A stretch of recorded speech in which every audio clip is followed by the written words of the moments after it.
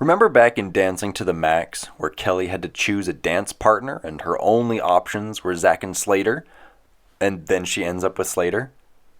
Remember Beauty and the Screech, where Kelly had to choose either Zack or Slater to go to the George Michael concert?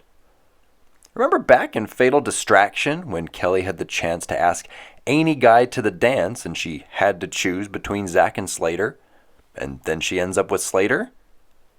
Same concept, different episode.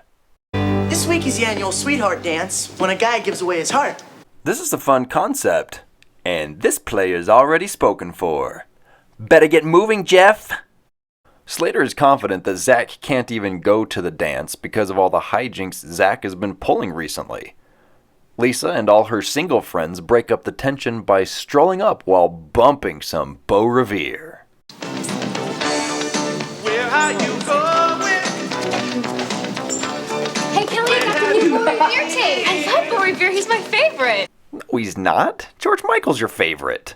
Fickle teenagers. Screech marches up and makes the greatest case as to why Lisa should go to the dance with him. And I love here how Lisa breaks in appreciation of this fantastic sight gag. Well, at least the Screech is easier to get rid of. Oh man, that was kind of a cool balloon. And before I forget, what was Pleated Slack's gym coach rushing off to? Mr. Belding shows up and gets after Lisa for playing crappy modern music in the halls. What's your idea of good music? The Beach Boys, California Girl. Yet another Beach Boys reference. And I want to take a moment to remind the viewers that the previous year, when Zack was in 8th grade and going to school in Indiana, Zack's dad, Peter Morris, was single and macking on Zack's history teacher, Miss Bliss. We could say, oh, Zack's dad, Peter Morris, remarried, and the stepmom will be meeting with Mr. Belding.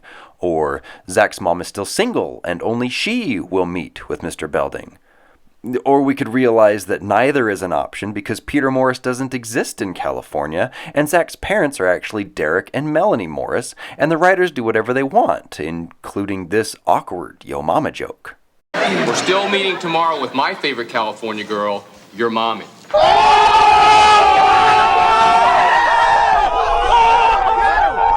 Hey everybody, Miss Wentworth is back.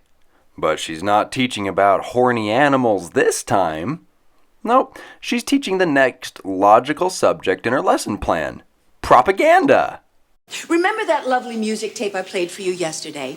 It contained hidden messages asking for flowers, candy, and apples. So instead of using a hidden message to help the students study for their last test, Miss Wentworth cons her students into spending money for her benefit?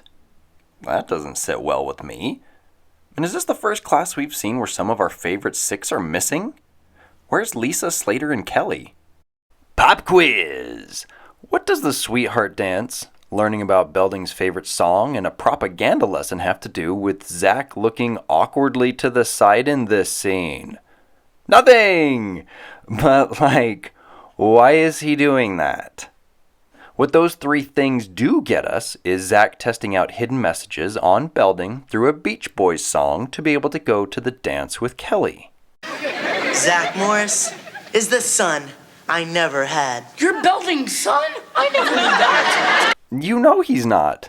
You spread that very same toxic rumor last episode. And this isn't a production error, as this episode was in fact produced after the election. It's the next day.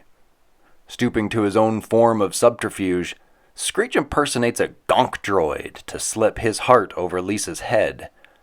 She doesn't want it.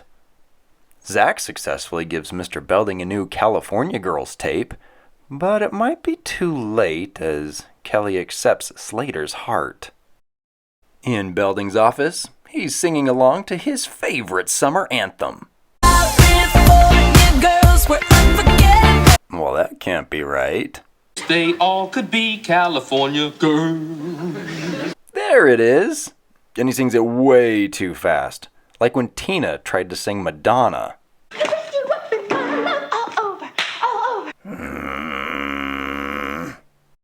Zack enters Mr. Belding's office and does so without his mother. And Mr. Belding doesn't care. It seems like Zack's plan works. Zack Morris is the son I never had. I mean, his plan works really well.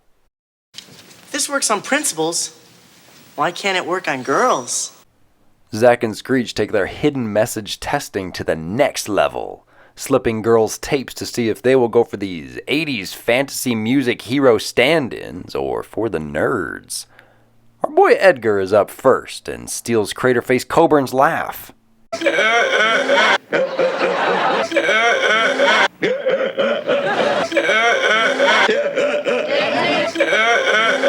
I hate this. Clarissa, however, is down to clown. The same goes for Buffy, who is crazy for our lunch-obsessed Alan Fairbanks. What about old Wendell over here? What can I get you, Master? Master? What message did he put on her tape? And shut up, Wendell. And I hope it didn't go unnoticed that Clarissa and the waitress are unable to get the hearts fastened around their necks. With a solid string of testing complete, Zack and Screech move on to brainwash Kelly and Lisa. In order to switch out the girls' Beau Revere tapes, Screech goes incognito into the girls' locker room. And I absolutely love his interaction with Jessie. We'd better change. You can't play soccer in that. You need a uniform. Oh, I don't have one. Don't be upset. I'll get you one. What size do you wear? Oh, I don't know. It's just gold star work right there. Jessie leaves and Screech switches the tapes. Now, 2 notes. First, Jessie is going to the dance with Steve. Second, I used this scene in an earlier video to make a joke about Screech being Zack's type of girl.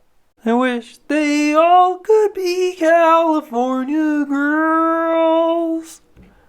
The crazy thing is that I did not actively remember that this song was featured in this episode when I sang that gag a few videos ago. It's weird what the brain can piece together. Alright, so does the plan work? Well, Zack is wearing light pants and sitting on a garbage can, yet Kelly still casts Slater's heart aside to replace it with Zack's. So yeah, like most of Zack's plans, it works. But the real test is Lisa. Does the hidden message overpower her years-long disgust of Screech? Yup. Sorry, Derek, but you've been supplanted. And sorry, Screech. Apparently his heart doesn't unfasten in the back. Hey, Mom, look! The locker numbers are back! In the Max, Lisa shows off her newly acquired catch to Jessie, and Kelly begins to explain why she ditched Slater for Zack. He's the kind of boy every girl dreams of. Great looking, smart, and funny. Yes, that's Zack Morris. Everybody say it with me. I am smack dab in the middle of a good old-fashioned catfight. Instead of fighting each other for Zack, the girls take a look around and see an uncanny amount of nerd success. And then Jessie gets an idea. And by the looks of it, production had a better budget for this one than Zack's in Aloha Slater. Jessie's epiphany stems from being the only one of the girls in Miss Wentworth's class. She reckons Zack switched out Kelly and Lisa's Beau Revere tapes. But how? It must have been that creepy little girl! Take off the glasses. And the long hair. And the dress. Again, gold star work here. And then the girls vow to get Zack back. The girls enlist the help of Miss Wentworth, who sets a devious and complicated plan into motion. It begins with Mr. Belding playing a popular song over the intercom. Who clears their throat while he's talking? Attention, students. There's clearly a magnified echo there. Attention, students. No one is in there with him. He thanks Kelly for the use of her tape. Yeah, you know what time it is. Zack gets bombarded by brainwashed babes and he has to flee the class. Lisa eventually shows up, but things don't improve. I thought Screech was my prince of passion, but it's you, the Z-Man. Z-Man, it's supposed to be. Zack, man. Kelly's in on it. Zombie girls are in on it. But then Slater arrives to help break things up. All right, just back off! Back off. He's going to the dance with me. Yes! Yes! Slater is finally capitalizing on that Screech's woman desire. Zack rushes to Mr. Belding, only to find that he, too, is brainwashed. And then Miss Wentworth makes yet another inappropriate advance. Zack admits to the hidden messages. The entire student body admits to the ruse, and we never hear how the dance ends up. Or do we? The answer is that we do, thanks to exceptional Instagram accounts like SBTB Anniversary. If you are a fan of Saved by the Bell, follow this account. When picked up for syndication, Saved by the Bell needed to trim up to 90 seconds off each episode to make room for more commercials. This episode just happens to have the full outro cut, which doesn't really affect the narrative, but it does show Lisa being nice to Screech. This outro also does two other things. For one, it lets the viewer know that Slater hasn't been joking because he wants that effing dance. The second thing our outro does is solve our Derek problem. I mean, you remember Derek, right?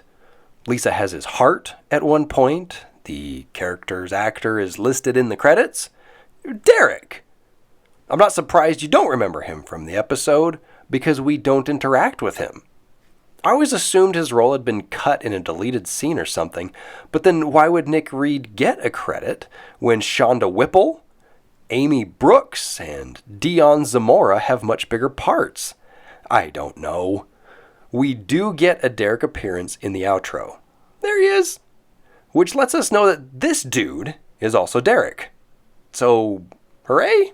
Thanks, outro. One final thing to note before signing off with what's left of my COVID voice is that this episode does some things that I blasted the mamas and the papas for. Namely, weird lower thirds and Zack's talking to the camera in front of other characters.